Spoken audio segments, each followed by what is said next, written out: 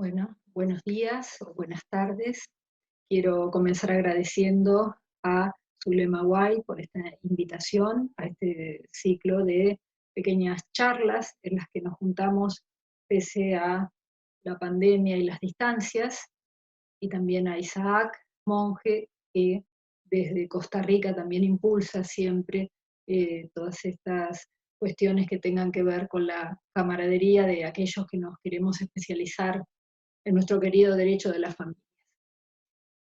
En Argentina, y antes de que comenzara a explotar el tema de la pandemia, dos sentencias que se dictaron en febrero en dos provincias, en Tucumán y en Córdoba, pusieron la mirada inexorablemente en el tema de la diversidad de formas de construir familia, en la pluriparentalidad. Entonces, yo quiero reflexionar a partir de esas dos sentencias en las que se reconocen vínculos parentales múltiples a unas niñas, porque así estaba formada su familia en la cotidianeidad y porque hacía, de acuerdo a la mirada de las juezas intervinientes, a su derecho a la identidad. A partir de esas sentencias, quiero reflexionar sobre los fundamentos sociológicos de esas sentencias, más allá de que también brevemente hablaremos sobre el fundamento jurídico, pero también en el porqué de estas sentencias, para luego seguir hablando sobre la diversidad de formas familiares en relación a la adopción, la posibilidad de construir vínculos múltiples, sean mixtos, es decir, reconocimiento de alguno o algunos vínculos por técnicas de reproducción humana asistida o por naturaleza a los que se suma algún vínculo adoptivo, o bien más de dos vínculos adoptivos. Este va a ser el planteo de esta breve eh, charla, y sería entonces, lo vamos a ver de esta manera, partir de ese análisis de las sentencias para aludir a las situaciones en las que la pluriparentalidad puede ser reconocida, y en especial dos cosas que me interesan mucho porque desde la práctica. Yo fui 15 años juez de familia y en la práctica como juez de familia se ha dado en algún caso, por supuesto que no estamos hablando de la mayoría de los casos, pero en algún caso se ha dado esta tensión entre la ausencia de consentimiento de una adolescente para continuar el camino de la adopción ante un vínculo muy fuerte con la progenitora de origen, pese al cual esta progenitora de origen no podía hacerse cargo sola de la crianza de esa niña.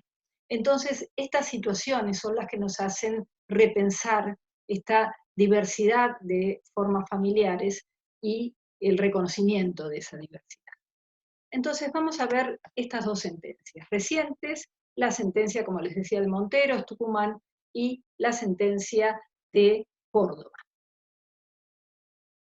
De aquí vamos a poder plantearnos cuándo reconocer la pluriparentalidad en la adopción y qué significa reconocer realmente la pluriparentalidad. ¿Es simplemente reconocer un vínculo jurídico o va más allá y vamos al ejercicio tripartito de la responsabilidad parental? En esto me parece que quien nos da una definición sencilla y clara es la autora brasileña María Berenice Díaz, cuando dice que la pluriparentalidad es el vínculo jurídico de una persona con más de dos progenitores que tienen a su cargo funciones parentales. Y acá estaría el nudo, que tienen a su cargo funciones parentales. Por eso hablamos de pluriparentalidad, porque esos progenitores asumen los deberes referidos a la responsabilidad parental. Y como lo están haciendo de esta manera, hace al respeto, al derecho a la identidad dinámica de esa niña o de ese niño, el reconocimiento de la pluriparentalidad. Entonces, como un ejercicio de esa responsabilidad parental. Por supuesto que cuando hablamos de todos estos derechos, tenemos acá, no debemos olvidarnos de la importancia de la interdisciplina. La importancia de la interdisciplina también en la operación de escucha del niño, no es solamente escucharlo muchas veces, sino saber escucharlo, y para saber escucharlo es necesario también pedir el auxilio de otras ciencias, que nos expliquen que a veces no basta con la literalidad, que el discurso de un niño y la literalidad en el discurso de un niño no es lo mismo que en un adulto. Entonces, creo que también es importante tener en cuenta cómo lo tienen en cuenta estas. Comenzando por la de Monteros, que fue la primera dictada el 7 de febrero del 2020, se trata, dicho muy rápidamente, de una demanda de quien dice ser el padre biológico de una niña e impugna el reconocimiento del progenitor reconociente. Bueno, más allá de las excepciones que plantea este progenitor reconociente, no controvierte la paternidad biológica del actor. Y por su parte, la niña reconoce, y esto surge de lo que cuenta la jueza en la sentencia y de los informes del equipo técnico, reconoce a ambos como sus padres y surge entonces de todo esto que ambos progenitores la han criado y son percibidos por ella ambos como progenitores. En relación a esto, hay una, por supuesto, esta sentencia ya mereció varios comentarios de otros doctrinarios que cuestionan la violación, la eventual violación al principio de congruencia, en tanto el progenitor impugna el reconocimiento, el progenitor biológico impugna el reconocimiento y finalmente la sentencia reconoce a los tres progenitores como tales. Pero bueno, más allá de estos cuestionamientos, lo importante y lo que a nosotros nos interesa por el análisis que vamos a hacer hoy, es que la sentencia emplaza a la niña y a su progenitor biológico sin desplazar al otro progenitor, cuyo título de Estado proviene, por supuesto, de un reconocimiento legal, aunque sabemos que este reconocimiento legal carece, no obstante, de un vínculo genético, y es en realidad la socioafectividad, y en consecuencia el elemento volitivo, el verdadero cimiento de ese otro vínculo filial. Pero recordamos que no siempre ocurrió y ocurre que un progenitor reconociente tenga vínculo genético con su hijo, y por eso queremos recordar entre tantos, ¿no? Estas palabras de uno de los códigos civiles y comerciales comentados argentinos, donde se habla que muchas veces en el marco de la acción de impugnación de reconocimiento se puede limitar la verdad biológica como único elemento, cuando tenemos en cuenta también la posesión de Estado, la faz dinámica del derecho a la identidad. En esta sentencia se tiene en cuenta que todos los progenitores y la niña están en conocimiento de la realidad biológica, por lo que, como en tantos otros casos, la inexistencia del vínculo biológico considera la jueza que no opta al mantenimiento de los efectos legales del reconocimiento. Ella entiende que esta es la mejor forma de tener en cuenta el superior interés de la niña. Y lo que me parece a mí que es el centro de toda la reflexión de la jueza, sin duda es la niña, y la niña reconoce a ambos como sus padres, y surgen que los dos han sido criados como, han criado a la niña y son percibidos por ella como sus progenitores. En este caso, entonces, en ese primer caso, habría un reconocimiento de la pluriparentalidad basado en una filiación por naturaleza, ¿no? La jueza no dijo, bueno, entonces en este caso vamos a impugnar el reconocimiento, hagamos una adopción de integración. No fue ese el camino que eligió la sentencia. Vamos a la sentencia de Córdoba, 18 de febrero de 2020. Muchos años antes, 10 años antes, se había conferido la guarda de estos son nombres, por supuesto, de fantasía, no son los verdaderos nombres. La jueza en este caso habla por iniciales, por lo que puse 3 nombres, como para que fuera más fácil relatarlo. A María y Carlos, al matrimonio integrado por María y Carlos, se le confiere la guarda con fines de adopción de la niña Juana. Ya separados y muchos años después, porque María y Carlos se separan, vuelve a presentarse María con su nuevo marido, Francisco, y ambos solicitan la adopción plena de Juan. Si bien Carlos al principio se presenta y manifiesta que no se opone a la guarda con fines de adopción de Francisco, luego, bueno, la jueza va a otorgar también la guarda con fines de adopción a Francisco, luego Carlos y los tres, Francisco y María, se presentan con el mismo patrocinio y solicitan la adopción plena pluriparental. Entonces ahí vemos como Carlos quiere mantener esa petición de padre adoptante de Juan. Y resaltan que, bueno, Carlos en su momento dice, la jueza hizo una renuncia salomónica, ¿no? Aludiendo a esa historia ante el juez Salomón, ¿no? Bueno, una renuncia salomónica, pero en realidad el mejor interés de la niña era que se reconociera su identidad dinámica que tenía que ver con estos tres progenitores. De nuevo, como en la sentencia de Tucumán, la niña considera a ambos progenitores como sus papás. Bueno, la jueza resuelve declarar la inconstitucionalidad y anticonvencionalidad del 558 y decreta la adopción de la niña con efectos retroactivos respecto del matrimonio, el primer matrimonio, al inicio de su guarda conjunta y respecto de Francisco al inicio de su propia guarda. Y ordena la inscripción de la niña con los tres apellidos de acuerdo a lo que la propia niña había manifestado ante la jueza sentirse identificada. Entonces, finalmente estamos ante dos decisiones sobre pluriparentalidad. Las juezas podrían haber tomado otro camino, pero decidieron asumir la postura de declarar la inconstitucionalidad del artículo 558, en tanto limita a 2 la cantidad de filiaciones que una persona puede tener, ese binarismo, podemos tener hasta 2 progenitores. Toman esta postura que fue la sostenida por mayoría en las Jornadas Nacionales de Derecho Civil de Bahía Blanca. Me interesa recordar, por la importancia de quienes sostuvieron una posición minoritaria, que también se podría optar por considerar innecesaria esa declaración de inconstitucionalidad e interpretar el código, a las diversas normas del código, conforme a los artículos 1 y 2 del título preliminar, que hablan de que los casos deben ser resueltos conforme la Constitución y los tratados internacionales. Así tienen que interpretarse las leyes y entonces, respetando este derecho a la identidad, podría haberse llegado a la misma solución sin la declaración de inconstitucionalidad. Esa otra postura es la que, a la que aluden y a la que aludía la minoría en estas jornadas nacionales, de las doctoras Aida Kemelmacher de Carlucci y Adriana Krasner. En las dos sentencias vemos que se prevé la participación activa de los tres progenitores en la vida de la niña y que esa participación activa iba a continuar. Ahora bien, ¿qué motiva a estas juezas a pronunciar estas sentencias declarando la inconstitucionalidad del 558? ¿Por qué lo hacen? ¿Cuál es el marco teórico en el que están inmersas estas dos sentencias?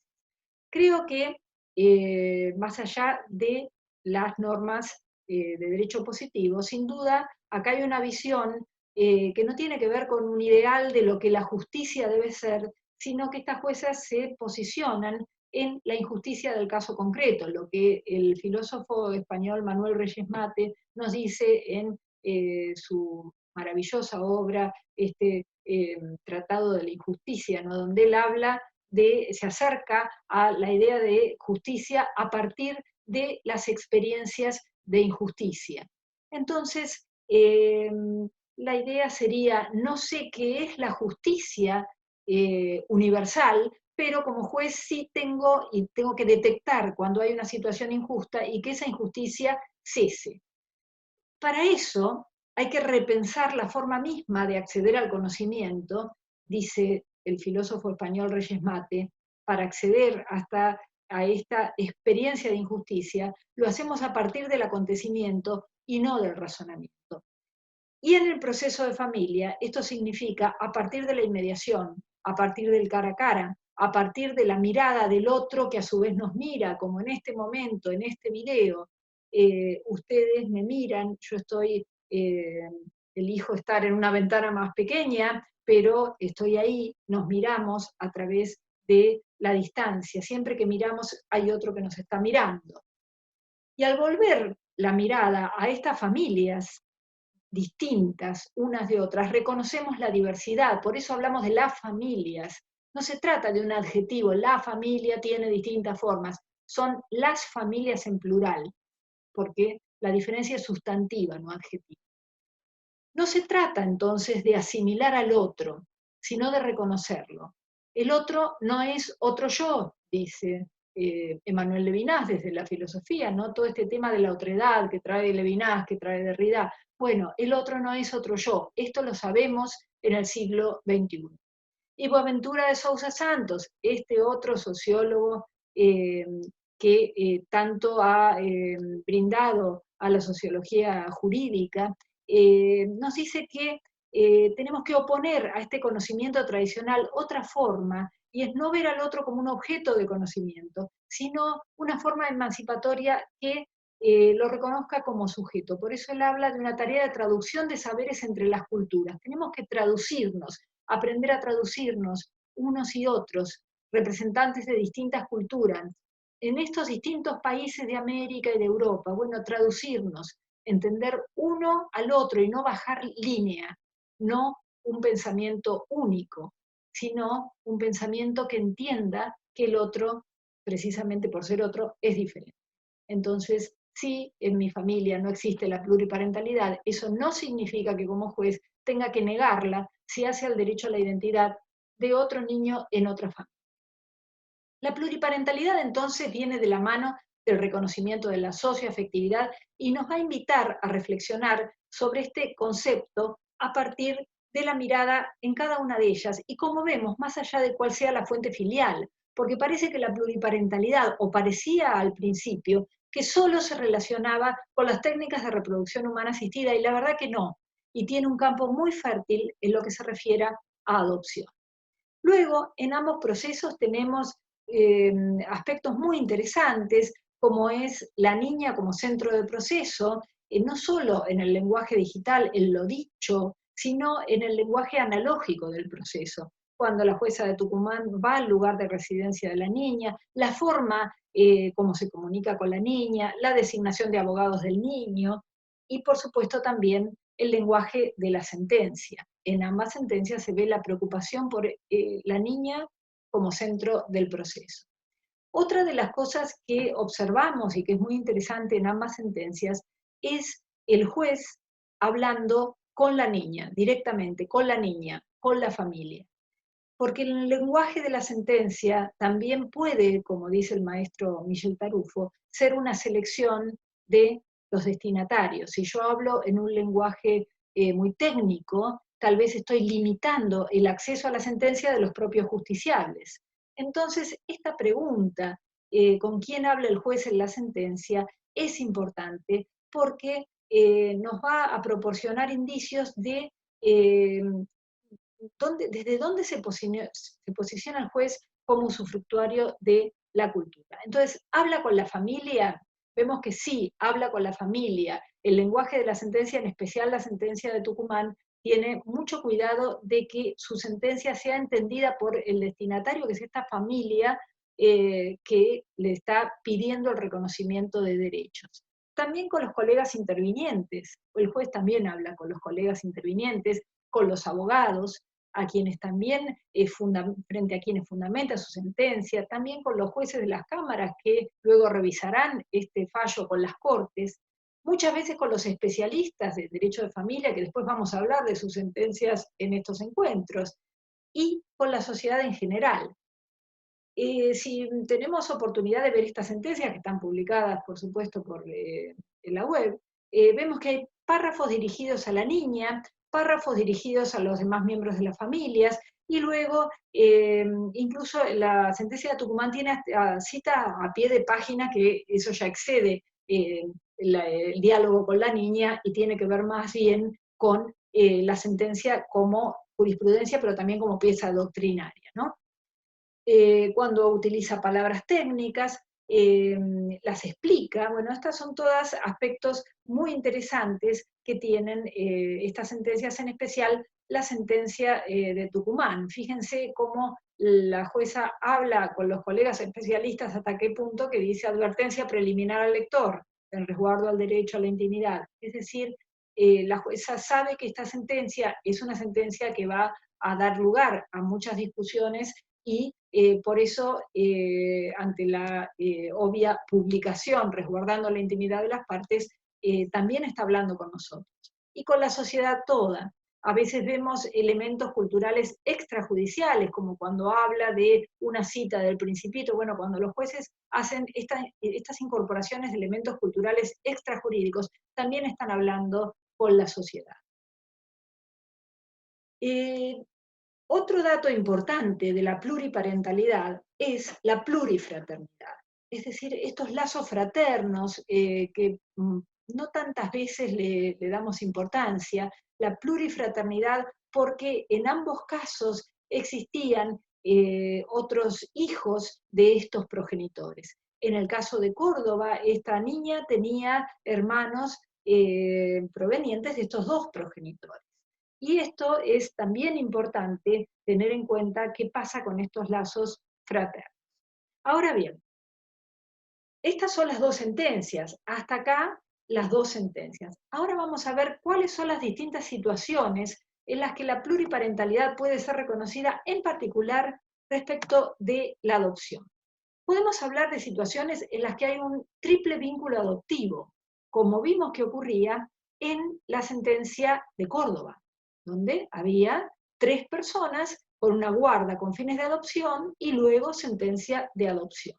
Ahí hay un triple vínculo adoptivo. Pero también pueden existir vínculos mixtos, sea por su filiación de origen, que puede ser por técnicas de reproducción humana asistida, o bien por naturaleza, a los que se suma un vínculo adoptivo. Estas son las distintas posibilidades, o vínculos mixtos, entonces, por técnicas de reproducción humana asistida, o por naturaleza, a las que se suma uno o dos vínculos adoptivos. En especial, vamos a aludir dentro de esta adopción y pluriparentalidad a dos supuestos, los vínculos adoptivos múltiples y los vínculos parentales mixtos, que se pueden dar tanto en la adopción por integración, cuando no dejamos de lado al progenitor de origen, o en la adopción en la que coexisten vínculos parentales de origen y vínculos adoptivos. Este es el caso más complejo y más difícil. Sabemos que en la mayoría de los casos no vamos muchas veces los progenitores no van a estar de acuerdo, les va a costar mucho esta posibilidad de compartir, no ya con el otro progenitor adoptivo, sino con la familia de origen. Y realmente un vínculo de pluriparentalidad en el que las funciones parentales van a estar repartidas. Es muy complejo. Y para la mayoría de los casos, tal vez no sea la solución adecuada, pero basta con que sea adecuada para un caso, para el respeto al derecho a la identidad dinámica de un niño, para que nosotros tengamos que pensar. Entonces, vínculos mixtos en la adopción por integración, o en el caso de la familia de origen, a la que se suma una vinculación adoptiva. Decíamos al inicio de este breve encuentro que la autora Díaz definía la pluriparentalidad como un vínculo en el que más de 2 personas tienen a cargo funciones parentales. Y este más de 2 personas que tienen a cargo funciones parentales nos recuerda entonces que aquí está el nudo que hace a el verdadero reconocimiento de la pluriparentalidad.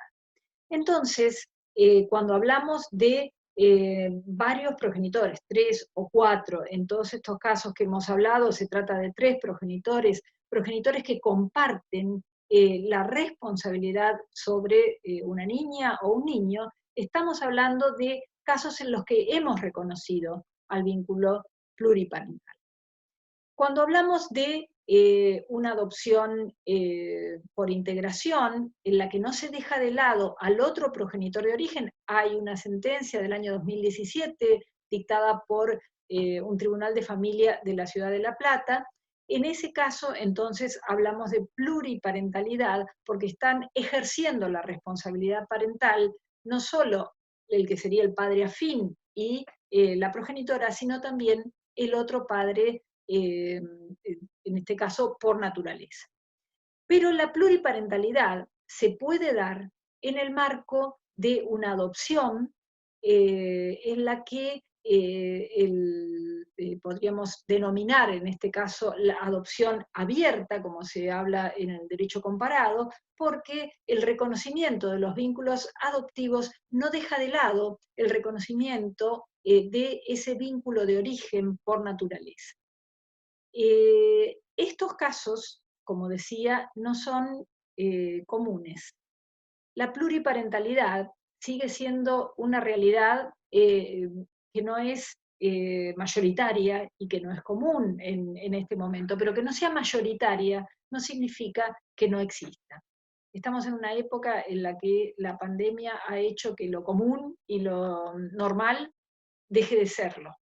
Entonces, creo que si no podemos pensar que tenemos que ser flexibles y que los tiempos cambian y que estamos en países que deben reconocer, tanto en América como en Europa, por distintas razones, por migraciones, por lo que fuera, si no podemos reconocer la diversidad y las familias en plural, realmente estamos no reconociendo los derechos humanos a la vida familiar y a la identidad.